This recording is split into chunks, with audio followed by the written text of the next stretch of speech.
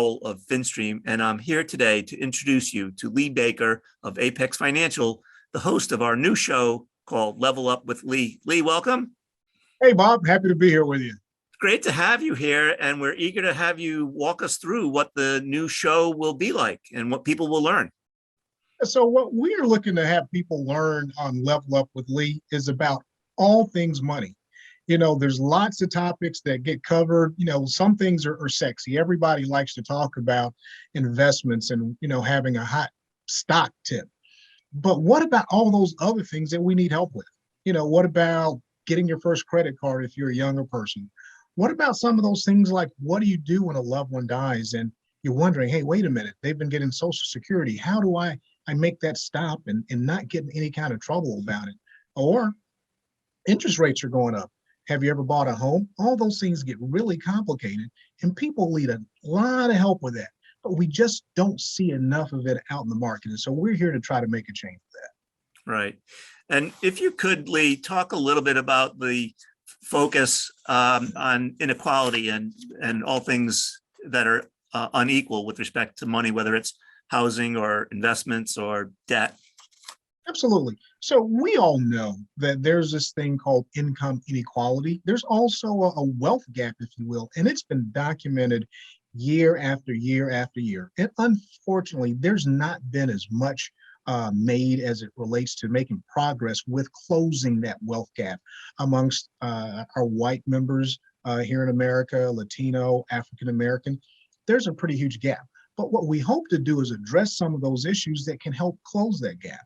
And one of the biggest ways that wealth gets transferred here in America is through real estate and home ownership. And if we can begin to close that gap, help make buying a home easier, make it better, help people understand that they can negotiate interest rates on homes, and not only homes, but automobiles. We've seen studies that show if you've got a female that goes into an automobile dealership, inevitably she's going to have a higher interest rate than a similarly situated male. If you've got an African-American male with an identical credit score to his white male counterpart, he's going to end up with a higher interest rate than that. And so we want to make sure that we inform our viewers, talk about those things so that we can begin to close that wealth gap and have everybody lifted up. If you could, Lee, just give us an example of the kinds of things that you'll talk about in terms of helping someone secure a mortgage that is equitable. Absolutely. So we're going to make sure that we get mortgage experts on the show with us and talk about that process so that you understand when it's time to get a mortgage, all the things you need to take a look at. Have you looked at your credit score? What is a good credit score? Based on your credit score, what type of interest rate should you expect to get? So that the more informed you are before you ever have a conversation with that mortgage underwriter and you're looking to get a loan, that way you'll be much better off than you were before. So we're going to make sure that we walk you through that and get experts on here to help answer some of those questions. And we're actually looking to get questions from you, our viewers. So we'll have it set up before too long so that you can send in a little video clip of your question and share it with your family. So you mentioned credit scores and debt a little bit ago. I'm intrigued by a recent research that suggests that students of color who are attending college tend to pay a higher rate of interest on their private loans for college, and also tend to have a larger amount borrowed than their white counterparts. Will we be addressing that sort of topic as well? Absolutely. Right now, my wife and I, we have a daughter in college. She's attending an HBCU, North Carolina Agricultural and Technical State University there in Greensboro, North Carolina. And so we see it up close. She and her friends, her classmates and her sorority sisters, they have these discussions. And so we've been seeing it in real time where a number of her friends, have student debt. And fortunately, she'll be able to graduate without having any student debt. But that's not the case for everybody. And quite often, it's a function of simply not having the knowledge and having we still see first generation college students. And so college, many of us take for granted, but if you've never had somebody close to you and your family go through the process, it can be incredibly confusing and it's easy to make mistakes. How many of us really take the time to read those documents that we sign. You know, I laugh at it now, but my wife and I, when we bought our first home, I remember telling the guy at the closing table, I said, listen, you really need to get comfortable because she is going to read the documents. And I literally just kind of leaned back in the chair and she read the documents. But everybody doesn't do that, but we all should. Yeah.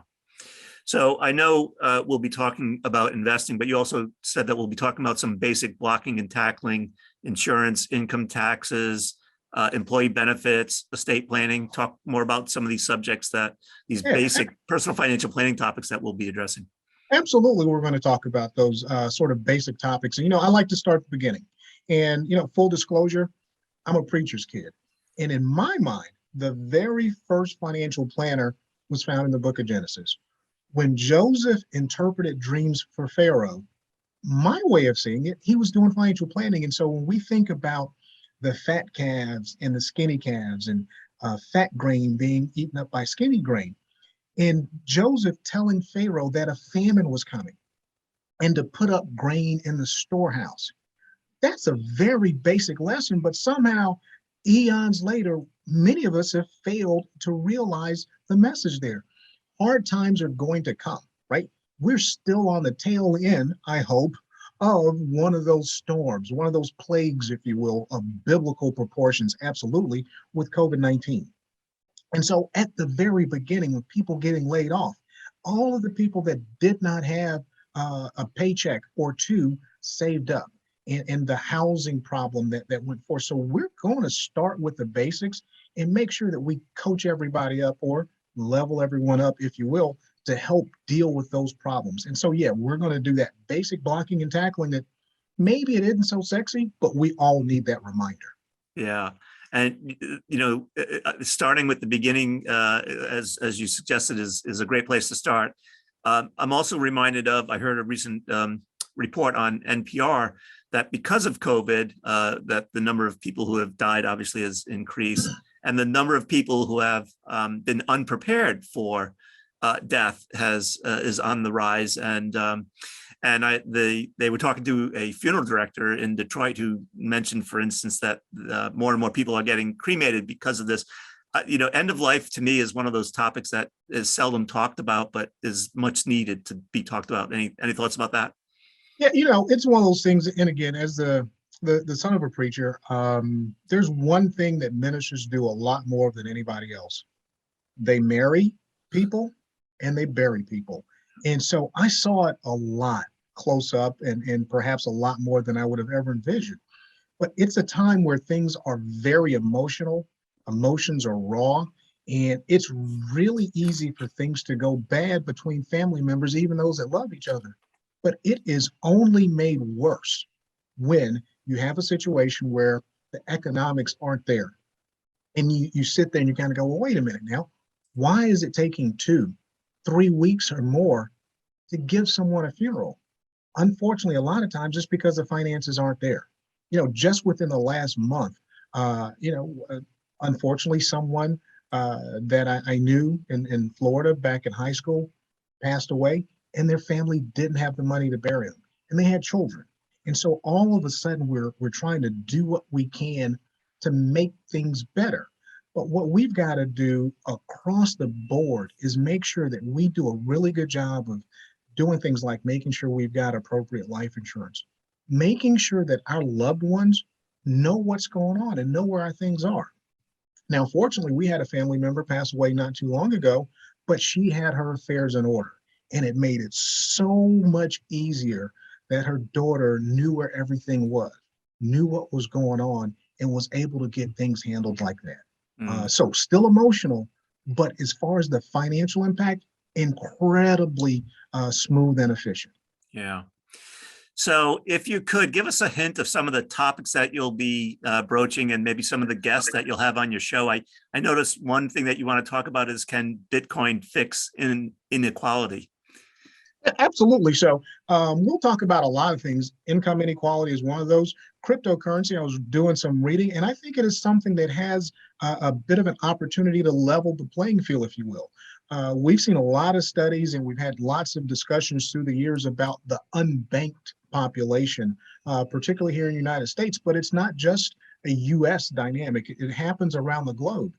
And Bitcoin allows, and other cryptocurrencies allow for an easy exchange of value so that those people who perhaps are overlooked by traditional banking establishments can use Bitcoin as a way to get into more of the mainstream, if you will, even without having any discussion around the merits from an investment perspective. Some of the other things that we look to highlight on the show is, healthy eating, right? Here during this pandemic, the cost of groceries have gone through the roof. So I'm looking to get, some chefs on.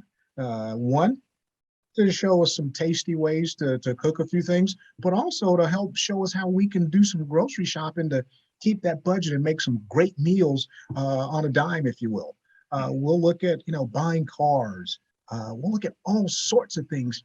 If it touches your wallet, we want to talk about it and help you get better with it.